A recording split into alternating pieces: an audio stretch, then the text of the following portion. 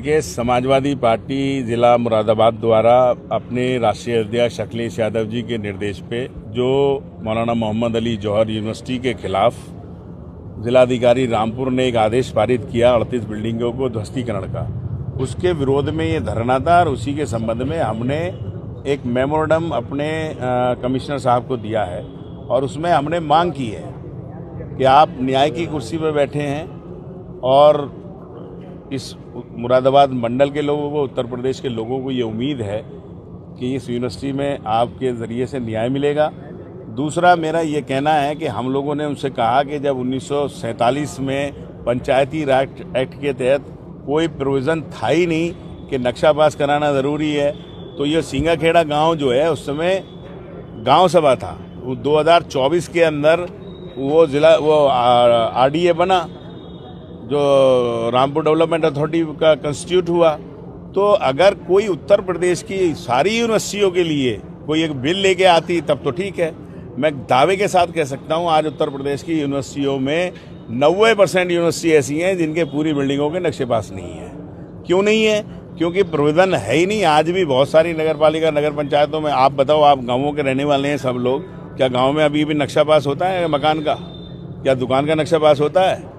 तो ये अगर हमारा ये कहना है कि यूनिवर्सिटी बनाने का जहाँ तक मामला है, सर सैयद साहब ने अलीगढ़ बनाई, क्या सर सैयद साहब अपने साथ यूनिवर्सिटी ले गए क्या? पंडित मदन मोहन मालवीय ने बनारस यूनिवर्सिटी बनवाई, आपके इलाहाबाद यूनिवर्सिटी महापुरुषों ने बनाई, लखनऊ यूनिवर्सिटी नवाब साहब ने बनाई, हकीम अजमल खां आपके जामिया मिलिया इस्लामिया बनाई दिल्ली के अंदर।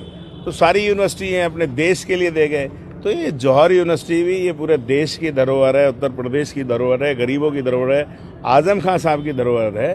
तो हमारा ये कहना है कि शिक्षा का मंदिर है, एक ऐसी जगह जहाँ हिंदू और मुसलमान, सिख, ईसाइयों को शिक्षा मिलती है। आज भी जाकर देखो 3000 स्टूडेंट है, उसमें 35 से 40% तक हिंदू और सिख हैं। उसके अंदर पढ़ने वाले न जाने कितने बच्चे होंगे जो जाके देश में कोई फोर्स में जाएगा, कोई डॉक्टर बनेगा, कोई इंजीनियर बनेगा, कोई वकील बनेगा। तो मेरा ये कहना है कि जब हम विधानसभा के अंदर देखते हैं, कोई एक, मैं कह रहा हूँ, कोई एक सदन ऐसा नहीं गया कि कोई ना कोई प्राइवेट यूनिवर्सिटी का बिल ना आता हो। और जब हम पूछते हैं मंत्री जी आप शिक्षा को निजीकरण की तरफ लेके जा रहे हो, तो सरकार कहती नहीं, हम हर घर शिक्षा पहुंचाने चाहते हैं, शिक्षा का मौलिक अधिकार देना चाहते हैं, हर आदमी को शिक्षा की जो वादा किया उसे करना चाहते हैं, इसलिए यूनिवर्सिटी बना रहे हैं। उत्तर प्रदेश सबसे अच्छी यूनिवर्सिटियों में नंबर 1 है देश का। तो एक तरफ तो सरकार ये कहती है, जब एक शानदार यूनिवर्सिटी आजम खान साहब बना देते हैं तो उसके लिए सरकार नए नए कानून बनाती है। तो हमारा ये कहना है, ये गरीबों की, मजलूमों की और उनके लिए बनाई गई आजम खान साहब की वो भीख मांग के लोगों से चंदा लेके बनाई गई एक यूनिवर्सिटी है। उसे सरकार को हमें विश्वास है, जिस तरह से उन्हें न्यायालय में और जगह न्याय मिला है, इसमें भी मिलेगा। और हमने कमिश्नर साहब से भी यही सारे नेताओं ने अनुरोध किया है और उन्होंने हमें विश्वास दिलाया है कि वो इस मामले में हमेशा, उन्होंने ये हमसे कहा कि मैंने हमेशा न्याय किया और आप मेरे ऊपर विश्वास रखिए, मैं न्याय करूँगा। अभी आज आप कमिश्नर से मिले हैं, उसके बाद में कल एक डेलीगेशन समाजवादी पार्टी का रामपुर जाने वाला है। नहीं, रामपुर हम इसलिए जा रहे हैं कि हमने बहुत सारे फैक्ट इकट्ठे किए हैं, कितनी यूनिवर्सिटी के नक्शे पास हैं, कितने जगह पे बिल्डिंग्स के क्या नहीं हैं।